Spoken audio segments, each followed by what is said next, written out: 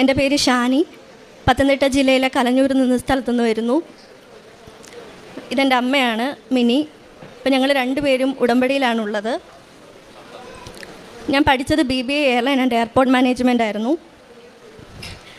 2020 തൊട്ട് 2023 ജനുവരി വരെ നെടുമ്പാശ്ശേരി എയർപോർട്ടിൽ വർക്ക് ചെയ്തിരുന്നു. അത് കഴിഞ്ഞ് ഏപ്രിൽ മാസം 17, 2023 എൻ്റെ കല്യാണമായിരുന്നു. അപ്പോൾ ഞാൻ റിസൈൻ കൊടുത്തിരുന്നു. IELTS എഴുതാൻ വേണ്ടിയിട്ട് നോക്കുമായിരുന്നു. UK, കാനഡ അങ്ങോട്ടേക്ക് പോകാനായിട്ട് നോക്കുന്നുണ്ടായിരുന്നു. അപ്പോൾ IELTSന് മുന്നേ എടുക്കുന്നതിന് മുന്നേ ഞാനിവിടെ വന്ന് ഒക്ടോബർ 27, 2023 ഉടമ്പടി എടുത്തു ആദ്യമായിട്ട്. അത് കഴിഞ്ഞ് എനിക്ക് റിക്വയർഡ് സ്കോർ കിട്ടിയില്ല. Point 1 mark കുറവുണ്ടായിരുന്നു.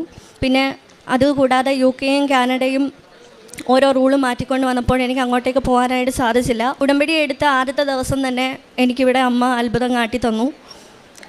27 ഒക്ടോബർ 2023 രാത്രി 9:30 ഞാൻ എൻ്റെ ഹസ്ബൻഡിനെ വിളിക്കുകയായിരുന്നു. ഹസ്ബൻഡ് സൗദിയിലായിരുന്നു അന്നുള്ളത്. അങ്ങനെ വീഡിയോ കോളിൽ വിളിച്ചുകൊണ്ടിരുന്നപ്പോൾ എനിക്ക് ഭയങ്കരമായിട്ട് തലവേദന ഉണ്ടായിരുന്നു. അന്ന് രാവിലെ വന്നു കഴിഞ്ഞിട്ട് പിന്നെ വൈകുന്നേരം 6 മണിയായി അവിടെ വീട്ടിൽ ചെന്നപ്പോൾ തലവേദന കാരണം ഞാനിവിടെ അമ്മയുടെ തൈലം എടുത്തതിൻ്റെ നെറ്റിയുടെ 2 സൈഡും തൂക്കുകയുണ്ടായി. അപ്പോൾ ഹസ്ബൻഡിനോട് കാര്യങ്ങളെല്ലാം പറഞ്ഞു. ഇതുപോലെ ഇങ്ങനെയൊക്കെയാണ് ഉടമ്പടി എടുത്തേക്കുന്നത്. കാര്യങ്ങളെല്ലാം പള്ളിയിലെ വിശേഷങ്ങളെല്ലാം പറഞ്ഞുകൊണ്ടിരിക്കെ എന്നെ നെറ്റിയിൽ പെട്ടെന്നൊരു കുരിശ് കാണുകയും മാതാവിനെയും മുൾക്കിരീടം വെച്ച യേശുവിനെയും ഞാൻ കാണാനിടയായി. ഹസ്ബൻഡ് അത് സ്ക്രീൻഷോട്ട് എടുത്തു. അത് ഞാൻ എൻ്റെ ഫോണിൽ സേവ് ആക്കിയിട്ടിരുന്നു. ആദ്യം എനിക്ക് ഭയങ്കര കരച്ചിലും പേടിയോ എന്തൊക്കെയായിപ്പോയി.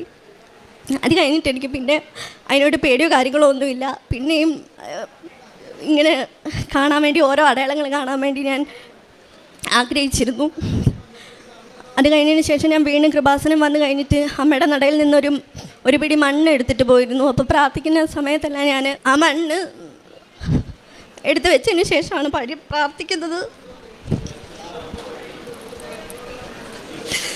അതിനകത്ത് എനിക്ക് ഓരോ അത്ഭുതങ്ങൾ കാണാൻ പറ്റിയിട്ടുണ്ട്. കുരിശ്, മാതാവ് ഉണ്ണി യേശുവിനെ ഇങ്ങനെ എടുത്തോട്ട് നിൽക്കുന്നത്, യേശുപ്പച്ചനെയും ഓരോ ഡേറ്റും എല്ലാം എനിക്ക് കാണിച്ചു തരുന്നുണ്ട്. എനിക്ക് പിന്നീട് കാണാൻ വേണ്ടിയും ഞാനിങ്ങനെ എപ്പോഴും ഇരുന്ന് പ്രാർത്ഥിക്കും. ഓരോ അടയാളങ്ങൾ കാട്ടി തരുമ്പോഴും. എന്നാലും എനിക്ക് UKയിലെയും കാനഡയിലെയും എനിക്കൊന്നും ശരിയാകാത്തതുകൊണ്ട് ഞാൻ ഭയങ്കര പ്രയാസത്തിലായിരുന്നു. അപ്പം ഞാനിവിടെ വന്ന് ചോദിച്ചു, എന്തിനാ അമ്മ എന്നോട് ഇങ്ങനെ ചെയ്യുന്നത്? നീ എല്ലാ അടയാളങ്ങളും എനിക്ക് തന്നു, എന്നിട്ട് എന്താ എനിക്ക് ജോലി കിട്ടാത്തതെന്ന് പറഞ്ഞ് ഞാൻ ഒരുപാട് കരഞ്ഞിട്ടുണ്ട്. അതുകൂടാതെ കുടുംബത്തിൽ നിന്നും ഓരോ റിലേറ്റീവ്സിൻ്റെ വകയും എനിക്ക് ഓരോന്നോരോന്ന് ഇങ്ങനെ കേൾക്കേണ്ടി വന്നു. നിൻ്റെ നെറ്റിയിലെ കുരിശ് എവിടെയെന്നും ചോദിച്ചു. പിന്നെ നീ വിശുദ്ധയാണോ എന്നും ഒത്തിരി എന്നോട് ചോദിച്ചിട്ടുണ്ട്. അന്ന് ഡിസംബർ 2023 അന്ന് ഇങ്ങനെ ചോദിച്ച് കഴിഞ്ഞ് ഞാൻ കരഞ്ഞ് പ്രാർത്ഥിച്ചുകൊണ്ടിരിക്കെ എൻ്റെ കൈ നോക്കിക്കഴിഞ്ഞപ്പോഴത്തേനും ഒരു കുഞ്ഞി കുരിശ് എൻ്റെ കയ്യിൽ ഉണ്ടായി. അതുവരെ മാഞ്ഞു പോയിട്ടില്ല. ഞാനത് പറയും, റിലേറ്റീവ്സൊക്കെ പറയാനും മറക്കാന്ന്. അവർക്കത് അക്സെപ്റ്റ് ചെയ്യാനായിട്ട് പറ്റത്തില്ലായിരുന്നു.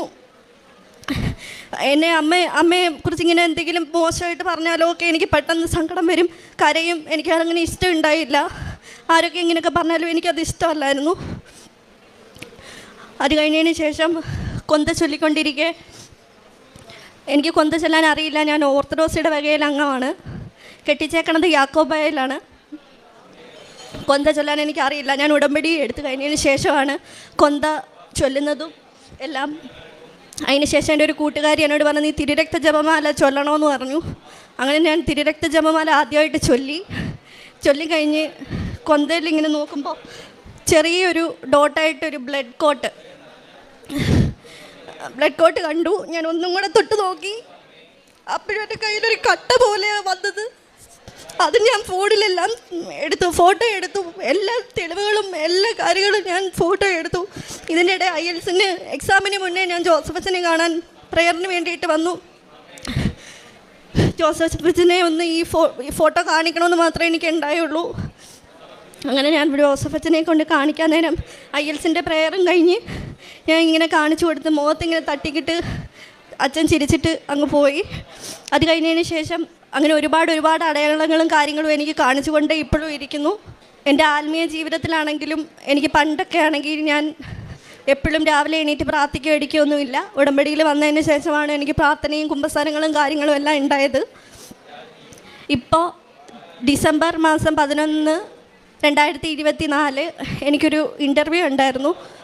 കുവൈറ്റ് ഇൻ്റർനാഷണൽ എയർപോർട്ടിലെ ഒരു ഇൻ്റർവ്യൂ ആയിരുന്നു. അങ്ങനെ ഫസ്റ്റ് റൗണ്ട് അതിന് സെലക്റ്റായി. അത് കഴിഞ്ഞതിന് ശേഷം ഫൈനൽ റൗണ്ട് ഉണ്ടായിരുന്നു. ജനുവരി മാസം 29, 2025 ഫൈനൽ ഇൻ്റർവ്യൂവും പാസ്സായി. എൻ്റെ കൂടെ 2 പേരും കൂടെ ഉണ്ടായിരുന്നു. ഇൻ്റർവ്യൂ അറ്റൻഡ് ചെയ്യാൻ ഓൺലൈനായിരുന്നു. എൻ്റെ കൂടെ വർക്ക് ചെയ്തിരുന്നത് അവരായിരുന്നു. അവർക്ക് 2 പേർക്കും കിട്ടിയിട്ടില്ല. എന്തോ എന്നെക്കാളും നല്ല വൃത്തിക്ക് ജോലി എടുക്കുന്നതും എല്ലാം ആയിട്ടുള്ളവരായിരുന്നു അവർക്ക് കിട്ടിയില്ല. എനിക്ക് കിട്ടി. ഞാൻ ഇൻ്റർവ്യൂ അറ്റൻഡ് ചെയ്തപ്പോഴും ഞങ്ങളുടെ വീട്ടിൽ കൃപാസനമ്മയുടെ ഒരു വലിയ ഫോട്ടോ ഉണ്ട്. അപ്പോൾ അതെടുത്ത് മുന്നിൽ വെച്ചതിന് ശേഷമാണ് ഞാൻ ഇൻ്റർവ്യൂവും കാര്യങ്ങളും എല്ലാം ചെയ്യുന്നത്. ഇവിടുത്തെ തൈലം, ഉപ്പ് എല്ലാം ഞാൻ എൻ്റെ കാര്യത്തിന് വേണ്ടി യൂസ് ചെയ്യുന്നുണ്ട്. പിന്നെ രോഗികൾക്കുണ്ടെങ്കിൽ അത് തൈലമാണെങ്കിൽ പ്രാർത്ഥിച്ച് ഞാൻ വിശ്വാസ പ്രമാണം ചൊല്ലി ആൾക്കാർക്ക് തേച്ച് കൊടുക്കാറുണ്ട്. ഇപ്പം കുവൈറ്റിൽ വിസ സ്റ്റാമ്പിങ് നടന്നുകൊണ്ടിരിക്കുകയാണ്. വിസ സ്റ്റാമ്പിങ് കഴിഞ്ഞ് അടുത്ത ആഴ്ച പാസ്പോർട്ട് എൻ്റെ കയ്യിൽ കിട്ടും. കണ്ണൂരിൽ നിന്നാണ് വരുന്നത്. പാസ്പോർട്ട് അങ്ങോട്ടേക്കാണ് അയച്ചേക്കണത്. എൻ്റെ ഹസ്ബൻഡിൻ്റെ വീട് കണ്ണൂരായതുകൊണ്ട് എനിക്ക് ദൂരെ കണ്ണൂർ പത്തനംതിട്ട പോയി വരാൻ ഒരു ദിവസം 12 മണിക്കൂർ എടുക്കും. അതുകൊണ്ട് എനിക്ക് പെട്ടെന്ന് വരാനായിട്ട് സാധിക്കത്തില്ല. അതുകൊണ്ടാണ് ഇച്ചിരി നേരത്തെ വന്ന് സാക്ഷ്യം പറയുന്നത്. പിന്നെ ഞാൻ പത്രങ്ങളും കാര്യങ്ങളും എല്ലാം കൊടുക്കാറുണ്ട്. ബസ് സ്റ്റാൻഡിൽ, ഓട്ടോ സ്റ്റാൻഡിൽ, പള്ളികളിൽ ഒക്കെ കൊടുക്കാറുണ്ട്. ചിലർ റിജക്റ്റ് ചെയ്യും. എന്നിരുന്നാലും കൊടുക്കാൻ പറ്റുന്നവർക്കൊക്കെ കൊടുക്കാറുണ്ട്. പത്രം കൊടുക്കുമ്പോഴും തൈലം തേച്ച് പ്രാർത്ഥിച്ചതിന് ശേഷമാണ് കൊടുക്കുന്നത്. പിന്നെ എന്നാൽ കഴിയുന്നത് പോലെ ഞാൻ ആഹാരം വാങ്ങി ആൾക്കാർക്ക് കൊടുക്കാറുണ്ട്. എൻ്റെ അമ്മയുടെ കൃപ കൊണ്ടാണ് എനിക്ക് നല്ലൊരു ജോലി ഇപ്പോൾ കിട്ടിയേക്കുന്നത്. ഇത്രയൊക്കെ ചെയ്യുന്ന എൻ്റെ കൃപാസനമ്മയോടും തിരുക്കുമാരനോടും 1000 നന്ദി പറയുന്നു.